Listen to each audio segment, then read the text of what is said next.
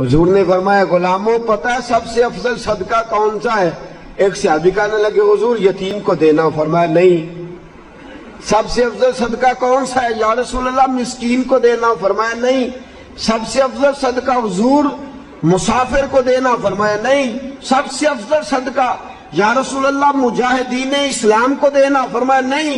حضور پھر رسول پاک نے فرمایا تیرا رشتہ دار ہو اور غریب ہو، حقدار ہو، اور اگلے لفظ بڑے عجیب ہیں، تیرا رشتہ دار ہو، غریب ہو اور تجھ سے ناراض ہو، فرمایا کسی بھی طریقے اس کے گھر صدقہ پہنچا دے، سب سے افضل صدقہ کرنے کا ثواب لکھا جائے گا۔